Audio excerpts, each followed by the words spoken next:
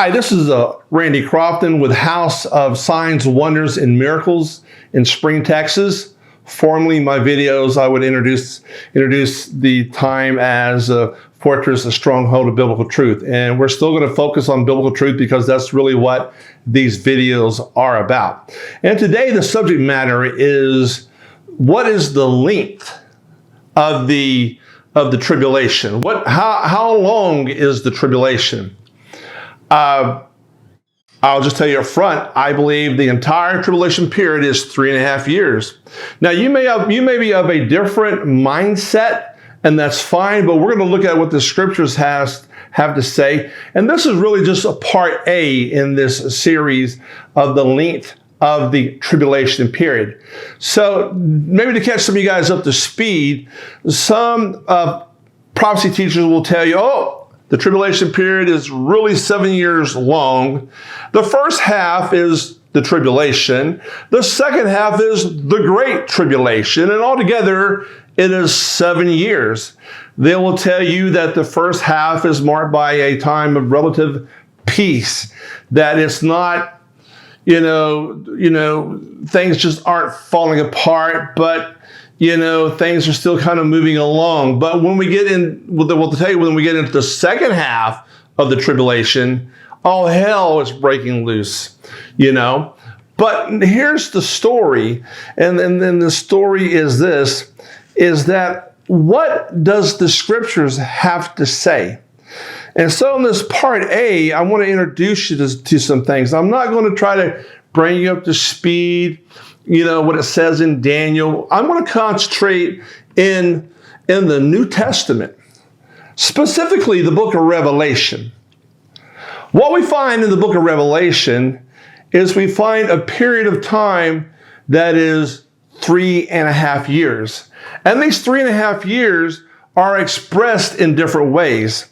So the first one is found in Revelation chapter 11, verse 2. It's dealing with the trampling of the holy city for 42 months. Now, that's relatively easy to understand. 42 months is 3.5 years. Now, we're not talking about solar years. We're talking about lunar years. This is the time measure that the Jews use to measure the length of a year. They have a lunar calendar. So the Bible is referring to these 42 months according to the lunar calendar, okay? Now the second one is found in the following verse, Revelation chapter 11:3. It says 1,260 days. You simply do the math for, the time frame of a lunar calendar month, and in the course of a year, 12 months, and that's 1,260 days, okay? Now, that's 3.5 years, sorry. So for a total of 3.5 lunar calendar years, we're looking at 1,260 days, which equals 42 months, okay? 360 days in one lunar year times 3.5 is 1,260. Now the third time that we see a time frame is 1,260 days again, and it's found in Revelation chapter 12, verse 6. This is referring to the woman fleeing into the wilderness where she has a place prepared by God in which she is nourished for 1,260 days. The fourth time is mentioned in the following verse in the same chapter, 12:14 of Revelation. And it's referred to as times, and a half a time. That's just some old terminology, but it is definitely referring to a period of 3.5 lunar years as the Jews would count the years, okay? And Revelation 12:14 is dealing with a woman that is flying into the wilderness on 2 wings of an eagle, okay? And remember, it's a place prepared by God in the wilderness, okay? And she's nourished for a time, times, and a half a time. Now, the fifth time that we find a period of time, a long period of time, is also in Revelation, and it's Revelation chapter 13, verses 5 and 7. And this is for, again, a period of 42 months. And this is where the beast is exercising authority. The Antichrist is exercising authority for 42 months. He's allowed to make war on the saints and to conquer them. He's overcoming. He's overcoming the saints. We also see this in the book of Daniel. So what am I saying? What I'm saying is that we cannot find a 7-year period in the book, in any of the books of the New Testament. We find these different terms that equal 3.5 years, as I've just mentioned to you, and they're found in the book of Revelation. So what does that mean? Well, we've been given, a time clue. A time clue. There's nothing there that is saying that it is a 7-year period. I know some of you are thinking, well, what about Daniel? What about Daniel chapter 9? We're not addressing Daniel chapter 9. What I want you to know is this, is that there's a consistency in the scriptures. That isn't to say that we can understand everything in the scriptures clearly and precisely. But what we can find is that in the New Testament, the 7-year period is never found, okay? And you can do all kind of configurations that you want to, but it's simply not there, okay? And so, as I said, this is part A. And so I want to introduce you to another way of thinking. And that is how God has written Bible prophecy. It took me a while to figure this out. I didn't really just come into this knowledge and this understanding as a new Christian, having a Scofield Reference Bible, as I'm reading it, as I'm listening to some of the most popular teachers of the day going back in the 80s, which were predominantly pre-trib, they kept talking about the 7-year tribulation, okay? But what we find is that God uses synonyms. He uses homonyms in his word. This is part of an encryption technique that God uses. And I'm telling you what, he fools some of the brightest, most intellectually gifted people in the Christian world. Unfortunately, some of the scholars, if they were detectives, let's just say, a lot of times the criminal would get away.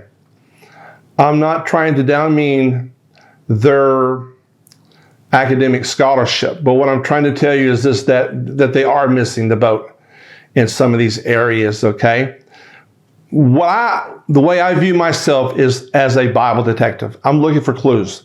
I'm trying to find what the scriptures are saying, okay? And I try to use every available tool that I can use at my disposal. Of course, I'm dependent upon the Holy Spirit, but I also use logic. The natural resource that I use often is logic, okay? And so looking at the different scriptures, examining the different scriptures, what I find is that God has used synonyms flowing throughout the entire Bible. And sometimes these Bible scholars, they're not catching on. They're not catching on to this. And I'm going to give you 2 Bible verses that are found in Matthew 24. In fact, let me just read Matthew 24, verses 21 through 29. Okay, give me 1 second here. For then there will be a great tribulation, such as not occurred since the beginning of the world until now, nor ever shall. And unless those days have been cut short, no life would have been saved. But for the sake of the elect, those days shall be cut short. Then if anyone says to you, behold, here is the Christ, or there he is, do not believe him. For false Christ and false prophets will arise and will show great signs and wonders so as to mislead, if possible, even the elect. Behold, I have told you in advance. If therefore they say to you, behold, he is in the wilderness, do not go forth. Or, behold, he is in the inner rooms, do not believe them. For just as lightning comes from the east and flashes even to the west, so shall the coming of the Son of Man be. Wherever the corpse is, there will the vultures will gather. Now listen to this, the last verse. But immediately after the tribulation of those days, the sun will be darkened, and the moon will not give its light, and the stars will fall from the sky, and the powers of the heavens will be shaken. Okay? And I want to use another example as addressing Great Tribulation versus tribulation. We find that in verse 21, the term Great Tribulation is used. And then later on, 8 verses later, we find that the term tribulation is used. Okay? So what am I saying? What I'm saying is that these terms are used synonymously. And the example I was going to bring out to you is the term the Great Tribulation. The Great Depression. The Great Depression occurred in 1929, okay? The stock market crashed in October, and it introduced the world to a Great Depression like it hadn't really known in a long time. Modern civilization is falling on its knees. So if I wrote a book about the Great Tribulation, and I'm referencing the Great Depression, I would not always use the term Great Depression. I might say, the Depression of 1929. Yes, the Depression was a very difficult time in the 1920s for most Americans to provide for their families. And this is what God does. He uses synonyms. Jesus has many names. Jesus has many titles. But we don't have a problem with that. I simply view the term Great Tribulation and tribulation as synonymous. Okay? And other people may want to make distinctions. And I'm going to talk about that in part 2 of this series of how long the tribulation period is, okay? And we'll come to a better conclusion, but I just want to introduce you to what I've introduced you to and let you know and let you think about this, mull this over. You might want to review the verses, Matthew 24, verses 21, Matthew 24, verse 29, Great Tribulation versus tribulation. In the end, you'll have to decide for yourself as to what you believe. We all have been summoned to be Bereans, in our Christian walk and to examine the scriptures for ourselves. So I just want to conclude with that. I want to bless you in the name of Jesus. I want to thank you for tuning in and watching me here on the House of Signs, Wonders, and Miracles. And no, it's just not about signs, wonders, and miracles. But as we follow Christ in these last days, and we are in tune with His Word, walking in biblical truth, walking in the love of our fellow man, carrying out the Great Commission, I believe signs, wonders, and miracles will happen and will manifest, because I can promise you, Satan's going to reach deep down in his bag of dirty tricks, and he's going to pull out false signs, wonders, and miracles. And it is simply the clash of the titans. So if you have a comment or you want to give me a question, you can send it to House of SWAM. That is the House of Signs, Wonders, and Miracles, just the acronym. I like to refer to it as the House of SWAM, like YWAM. The House of SWAM. So it's HOUSEOFSWAM@yahoo.com. I'll be glad to hear from you and respond to your questions or your thoughts. God bless you and have a great day. Bye.